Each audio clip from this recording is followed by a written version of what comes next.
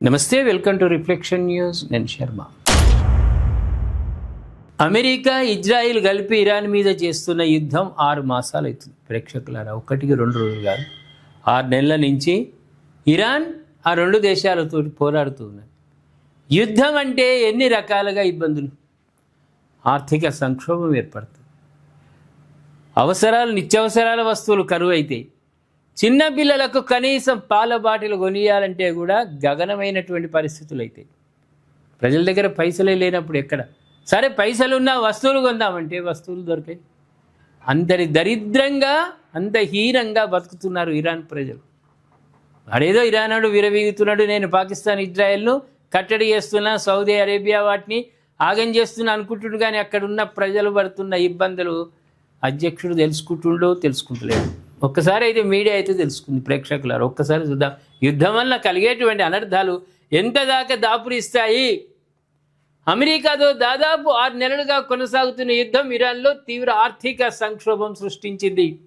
అక్కడి ప్రజలు ఎన్నో కష్టాలు పడుతూ రోజులను నెట్టుకొస్తున్నారు. ద్రవ్యోల్బణం పెరగడం, ఆదాయాలు తగ్గడంతో అక్కడి ప్రజలు బతుకుదెరువు కోసం తమ వద్ద ఉన్న వస్తువులను అమ్ముకోవడం లేదా అద్దెకి ఇవ్వడం ప్రారంభించిండ్రు. చూసిండ్రా ప్రేక్షకులు? ల్యాప్టాప్ ఉంటే ల్యాప్టాప్ కిరాయికి ఇస్తున్నారు, సైకిల్ మోటార్లు ఉంటే సైకిల్ మోటార్లు కిరాయికి ఇస్తున్నారు. చివరికి నెత్తి వెంట్రుకలు కూడా అమ్ముకునే స్థితికి వచ్చిండ్రంటే ఎంత దాకా వెళ్ళిపోయింది. ఇది ఎందుకు కారణం? యుద్ధం యుద్ధం యుద్ధం. జుట్టు, దుస్తులు, చెప్పులు, పర్ఫ్యూమ్స్ బాటిళ్లను విక్రయించడంతో పాటు ల్యాప్టాప్లను అద్దెకిస్తూ అదనపు ఆదాయం సంపాదించే ప్రయత్నం చేస్తున్నారు. ఇరాన్కు చెందిన వార్తా సంస్థ ILNA ఈ పరిస్థితిని సర్వైవల్ ఎకానమీగా అభివర్ణించింది. ఇరాన్లోని ఆన్లైన్ క్లాసిఫైడ్ వెబ్సైట్లలో వాడిన వస్తువుల విక్రయ ప్రకటనలు భారీగా పెరిగాయి. ముఖ్యంగా మహిళలు తమ సహజ జుట్టును హెయిర్ ఎక్స్టెన్షన్ కోసం విక్రయిస్తున్నారు. అలాగే ఇంట్లో ఉపయోగం లేని చిన్న చిన్న వస్తువులను కూడా అమ్మకానికి పెడుతున్నారు. ఎంత దుర్భరమైన పరిస్థితి చెప్పండి ప్రేక్షకులారు. అందుకే యుద్ధం భారత్ కాంక్షించదు. పాకిస్తానోడు కాంక్షిస్తాడు, వాడు ట్రంప్ గాడు కాంక్షిస్తాడు యుద్ధం చేయాలని. కానీ యుద్ధం వల్ల కలిగే నష్టాలు ఎన్ని అంటే, ఒక ఇరాన్ ఎగ్జాంపుల్. ఒక ఇరాన్ దేశంలో ప్రజలు అనుభవిస్తున్న కష్టాలు ఒక ఎగ్జాంపుల్ ప్రపంచానికి. మనం అంటే చేయకపోదుమా? ఈ రాత్రి తలుచుకుంటే ఈ రాత్రి పాకిస్తాన్ని, చైనాని కథం చేసి పడేస్తాం. కానీ వద్దు, శాంతి శాంతి. అవసరం ఉన్నప్పుడు మనం అమాయకులను చంపినప్పుడు పెహల్గాంలో ఆపరేషన్ సింధూర్ చేపట్టినాం. ఆ మిలిటరీ మన వీళ్ళెవరు ఉగ్రవాదులను సంహరించి పడేసినాం. అది ఇట్లా లైట్గా ఉండాలి. 1-2 రోజులు ముందు వీడు 6 నెలల నుంచి ఏం చేస్తున్నాడు ట్రంప్ గారు ఏం సాధించిండు? ఇజ్రాయిల్ ఏం సాధించింది? ఇరాన్ రుబాబుకు పోయి ఏం సాధించింది? ఇరాన్ ప్రజలను, అమాయక ప్రజలను ఇబ్బందికి గురి చేసుడే కదా. ఆ 3 దేశాలలో తిప్పలు పడుతున్నారు వాళ్ళ మూలంగా ప్రజలు. ఏమన్నుందా? ప్రజలు ఎన్నుకున్నటువంటి నాయకులు కదరా మీరు. సోగి ఉండాలి కదా, ప్రజల గురించి ఆలోచన చెయ్యాలి కదా. యుద్ధ కాంక్షతోటి ఏమంటాం, తీవ్రవాదుల కంటే ఎక్కువ వీడు.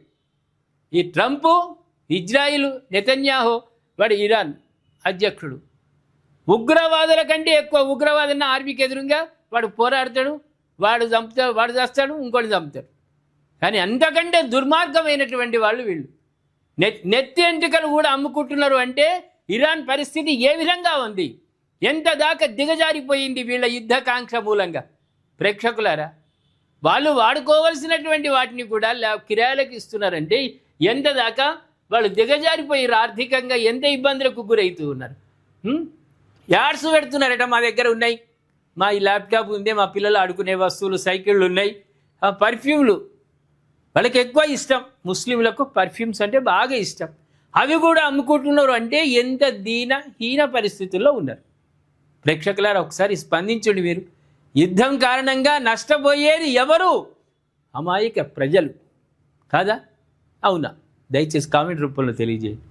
సబ్స్క్రైబ్ చేసుకోండి, షేర్ చేయండి. రిఫ్లెక్షన్ ఛానల్ మీ చేయూతని కోరుతుంది.